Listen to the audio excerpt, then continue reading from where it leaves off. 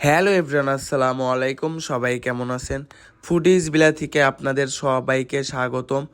আজকে আমাদের অর্ডার ছিল দেশি হাঁসের মাংস বোনা, সাথে ছিল সিটা রুটি, চালের রুটি, বিভিন্ন রকমের পিঠের আইটেম পাচ্ছেন ফুডিজ বিলায়। 2 থেকে 500 জনের জন্য খাবার অর্ডার করতে পারবেন ফুডিজ বিলায়।